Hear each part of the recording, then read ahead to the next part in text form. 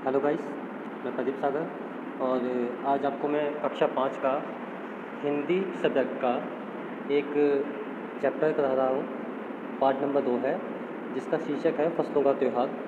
ठीक है, तो फसलों का त्यौहार का जो चैप्टर है वो आपने पढ़ लिया होगा। तो उस चैप्टर में कुछ क्वेश्चन आंसर्स हैं, आज हम उनको डिस्कस करेंगे, उनको समझेंगे कि कैसे कैसे क्या क्या होता है। बाकी आपने अगर अच्छे से चैप्टर पढ़ा होगा तो आई थिंक आपको काफ़ी कुछ सीखने को और सुनने को मिला होगा। तो आइए आज इसमें क्वेश्चन आंसर्स को सॉल्व करते हैं। जैसे फसलों का त्यौहार है तो उसमें हमारे कुछ क्वेश्चन स्टार्टिंग में दिए हुए थे, जैसे कि मौसम का अंदाज़, उसके बेस पर कुछ क्वेश्चन थे। जैसे पहला क्वेश्चन है, खिचड़ी में आइसन जाड़ा हम पहले कब्बो न देखनी, यहाँ तुम खिचड़ी से क्या मतलब निकाल रही हो। तो ये एक लाइन थी फसलों के त्यौहार के चैप्टर में। तो यहाँ पे इसमें खिचड़ी का मतलब पूछा है, तो इसका आंसर क्या है, यहाँ खिचड़ी से मतलब मकर संक्रांति से है, यानी कि फसलों का त्यौहार मनाया जाता है तो मकर संक्रांति बनाई जाती है, तो उसमें खिचड़ी का मतलब होता है मकर संक्रांति। ठीक है। क्वेश्चन 2 है, क्या कभी ऐसा हो सकता है कि सूरज बिल्कुल ही ना निकले? अगर ऐसा हो तो अपने साथियों के साथ बातचीत करके लिखो। ठीक है, अगर ऐसा हो तो अपने अकॉर्डिंग आप लिख सकते हो, अपने आसपास के लोगों से पूछो कि ऐसा हो अगर ऐसा हो तो क्या होगा। इस तरीके से आप पूछोगे तो आपको बहुत कुछ सीखने को मिलेगा। तो उसमें वैसे इसका आंसर भी दिया हुआ है, इसमें क्या लिखा हुआ है, अगर सूरज ना निकले तो चारों ओर अंधेरा रहेगा और ठंड भी अधिक हो जाएगी। तो ये आपका आंसर है, और मोस्टली अगर आप किसी से पूछेंगे इसका आंसर तो वो भी सेम यही बताएंगे। ठीक है। नेक्स्ट क्वेश्चन है थर्ड, बाहर देखने से समय का अंदाज़ा क्यों नहीं हो पा रहा था? जिनके पास घड़ी नहीं होती वे समय का अनुमान किस तरीके से लगाते हैं? तो इसका आंसर है, बाहर सूरज नहीं निकला था इसलिए समय का अंदाज़ा नहीं हो पा रहा था। जिसके पास घड़ी नहीं होती वे समय का अनुमान सूरज को देखकर लगाते हैं। जब सूरज नहीं निकला था तो फिर समय का अनुमान लगाना बहुत मुश्किल था। ठीक है, पता नहीं चलता कि कितने बजे होंगे कितने नहीं। नेक्स्ट है तुम्हारी जुबान, इसके बेस पर कुछ क्वेश्चंस हैं। आज ई लोग के उठे के नहीं खे, ये उनकी लैंग्वेज है जहाँ पर साउथ की तरफ ये लोग यूज़ करते हैं। तो इसका मतलब क्या होता है, आज ये लोग क्या उठेंगे नहीं। ठीक है। नेक्स्ट है, जा भाग के देख करके पत्ता आइल की ना, तो इन वाक्यों को अपने घर की भाषा में लिखना है। तो ऊपर वाली लाइन का मतलब है, जब भाग कर देख केले के पत्ते आए या नहीं। ठीक है, तो इस तरीके से हम इसको समझ सकते हैं अपनी घर की भाषा में, और अपनी घर की भाषा में इसका आंसर लिखना है। जैसे कि है, भारत तेरे रंग अनेक, इसके बेस पर क्वेश्चन स्टार्ट हुए हैं। पहला क्वेश्चन है, विविधता हमारे देश की पहचान है। विविधता मतलब अलग अलग तरीके से रहना विविधता कहलाता है। ठीक है। फसलों का त्यौहार हमारे देश के विभिन्न रंग रूपों का एक उदाहरण है। ठीक है, विविध रंग रूप यानी कि हर जगह अलग अलग रंग रूप देखने को मिलते हैं। नीचे विविधता के कुछ और उदाहरण दिए हैं, जैसे 5-5 बच्चों का समूह एक एक उदाहरण लें और उस पर जानकारी इकट्ठी करें। जानकारी जैसे कि चित्र, फोटोग्राफ, कहानी, कविता, सूचना परक सामग्री के रूप में हो सकती है। हर समूह की जानकारी को क्वेश्चन प्रस्तुत करें। भाषा, कपड़े, नया वर्ष, भोजन, लोक कला, लोक संगीत, तो ये सारी चीज़ें आपको इसमें बतानी है। भाषा, कपड़े, नया वर्ष, भोजन, लोक कला, लोक संगीत, तो ये हर जगह अलग अलग तरीके से बनाए जाते हैं। तो इनके बेस पे हम पहले भाषा को डोनेट करते हैं। इसमें भाषा क्या है, बाद में हर जगह पर विभिन्न भाषाएं बोली जाती हैं। ठीक है, तो भाषाओं के ऊपर ये लिखा गया है, लेकिन राष्ट्रभाषा के रूप में सारे भारत में हिंदी का भी प्रयोग होता है। तो इसमें ज़्यादातर राष्ट्रभाषा के रूप में हम हिंदी का प्रयोग करते हैं। नेक्स्ट है कपड़े। कपड़े क्या है, भारत के विभिन्न प्रांतों में अलग अलग तरह के कपड़े पहने जाते हैं। ठीक है। फिर है नया वर्ष, भोजन, लोक कला, लोक संगीत। ठीक है, तो इनको हम नीचे डिस्कस करते हैं।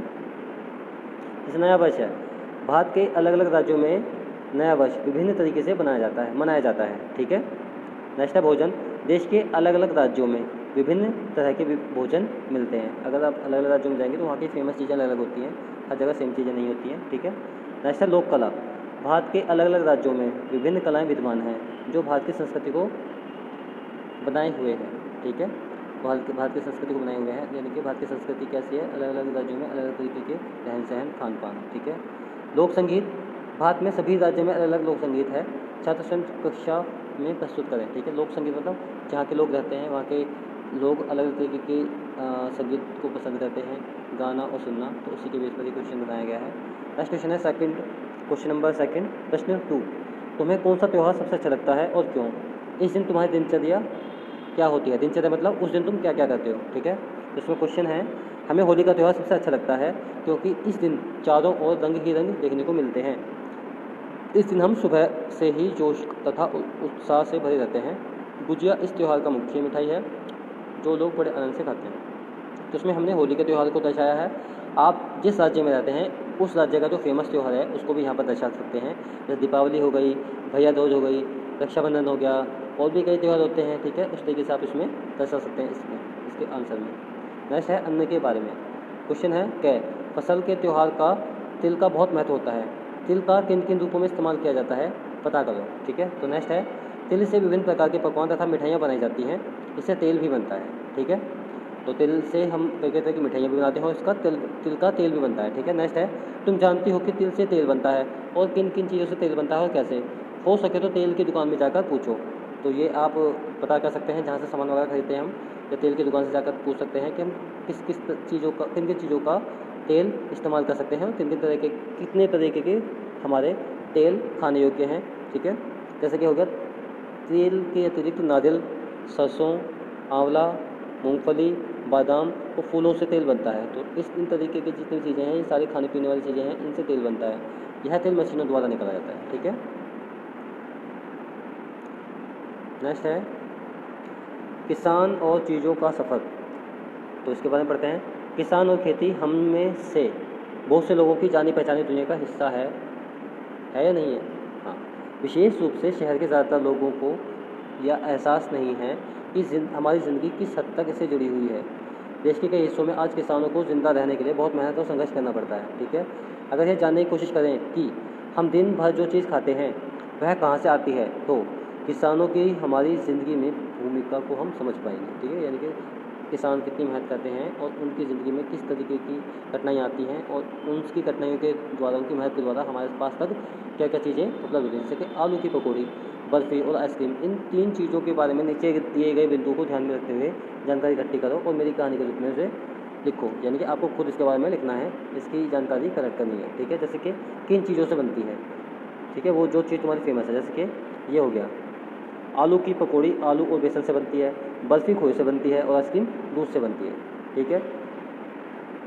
नेक्स्ट है सेकंड वाला, इन चीज़ों का जन्म कहाँ होता है। ये वाला है इन चीज़ों का जन्म कहाँ होता है। तो यहाँ पे हम क्या देंगे, सेकंड वाला, इन चीज़ों का जन्म किसानों के घरों में होता है, ठीक है। फिर है हम तक पहुँचने का उनका सफ़र क्या होता है, ठीक है। नेक्स्ट है इसमें इसका आंसर, हम तक ये चीज़ें किसानों के बाद व्यापारियों के माध्यम से पहुँचती हैं, ठीक है। फिर है किन किन हाथों से होकर हम तक पहुँचती हैं ये चीज़ें। तो हम इसका आंसर क्या बताएंगे, यह चीज़ें हम तक किसानों, व्यापारियों तथा दुकानदारों के हाथों से होकर पहुँचती है। यानी कि पहले किसान उनको बोते हैं, जब वो बन जाती हैं वो व्यापारी खरीद लेते हैं, व्यापारियों के बाद दुकानदार खरीदते हैं, दुकानदारों के बाद फिर हमारे तक पहुँचती है, ठीक है। नेक्स्ट है इन लोगों में से किसको कितना मुनाफा मिलता है, ठीक है। तो इसमें क्वेश्चन, इसमें आंसर क्या होगा, इस पूरे कार्य में किसान तथा व्यापारियों को बहुत मेहनत लगती है और इन लोगों में से किसानों को कम तथा व्यापारियों को उनसे कुछ ज़्यादा मुनाफा मिलता है। यानी कि किसानों को कम मुनाफा मिलता है और व्यापारी को बहुत ज़्यादा मिलता है, ठीक है। नेक्स्ट है खास पकवान। क्वेश्चन पहला है इसके बेस पर, गया शहर तिलकुट के लिए भी प्रसिद्ध है। गया एक शहर का नाम है, बिहार में है। हमारे देश में छोटी बड़ी ऐसी कई जगह है जो अपने खास पकवान के लिए मशहूर हैं। अपने परिवार के लोगों से पता करें, उनके बारे में लिखें, ठीक है। तो हमारे देश में मथुरा के पेड़े, आगरा पेठे के लिए फेमस है और हरियाणा घेवर के लिए फेमस है, ठीक है। तो ये इस तरीके से ये सारी चीज़ें फेमस है, ठीक है। नेक्स्ट क्वेश्चन है, पिछले 2 वर्षों में तुमने काम वाले शब्दों के बारे में जाना। तो इन शब्दों को क्रिया भी कहते हैं, क्योंकि क्रिया का संबंध कोई काम करने से है। क्रिया का मतलब कुछ कार्य करना, ठीक है। नीचे खिचड़ी बनाने की विधि दी गई है, इसमें बीच बीच में कुछ क्रियाएं छूट गई हैं। उचित क्रिया का प्रयोग करते हुए इसे पूरा करें। छोंकना, पीसना, पकाना, धोना, परोसना, भूनना, बंगाली खिचड़ी। 5 व्यक्तियों के लिए, 5 मतलब 5 लोग बना सकते हैं इस पूरी को बना सकते हैं। तो ये सब चीज़ें जो इसमें दी गई हैं, ठीक है, यानी कि छोंकना, पीसना, पकाना, धोना, परोसना, भूनना, ये सारी चीज़ें हैं। इनके बेस पर आपको खुद अपनी जो आपके घर में खिचड़ी बनती है उसमें क्या क्या चीज़ें कितनी डलती हैं, ये सारी चीज़ें आप अपने आप लिखोगे। जैसे इसमें सारी चीज़ें हैं, अदरक, लहसुन, इलायची, दालचीनी, पानी के प्याले, मूंग दाल, सरसों का तेल, तेज पत्ता, जीरा, प्याज बारीक कटा, चावल धुले, फूल गोभी बड़े टुकड़ों में कटी हुई, आलू छीलकर, मटर के दाने, धनिया पिसा हुआ। तो ये सारी चीज़ें डालकर, लाल मिर्च वगैरह, चीनी, घी, नमक और हल्दी, ये सारी चीज़ें डालकर आप एक खिचड़ी बना सकते हो। उसकी विधि क्या होगी बनाने की, ये विधि भी इसमें दी हुई है, ठीक है। तो आप ये जो विधि दी हुई है, ये सारी चीज़ें आप लिखोगे कि ये सारी चीज़ें कितने चम्मच और कितने कप और किस तरीके से धोकर, पीस कर, भून कर किस तरीके से बनाई जा सकती है, ठीक है। और उसमें आपने किस तरीके से बनाया, जैसे इलायची, दालचीनी और लौंग में थोड़ा थोड़ा पानी डालते हुए पीस लो। तो इस तरीके से जैसे ये सारा कुछ लिखा हुआ है, इसी तरीके से आपको भी इसमें अपनी रेसिपी अपने शब्दों में लिखनी है, किस तरीके से आपने इसको बनाया और किस तरह से आपने इसको परोसा, ठीक है। तो ये सब चीज़ें आपको खुद ही करनी है। तो आज के लिए इतना ही काफ़ी है। ये चैप्टर यहाँ पर ख़त्म होता है। आई होप आपको ये पसंद आया होगा। अगर कुछ कमी लगती है या कुछ समझ ना आया हो तो आप इसको दोबारा रिवाइंड करके देख सकते हैं, ठीक है। आई होप ये आपको पसंद आया होगा। तो आज के लिए इतना ही काफ़ी है। Thank you.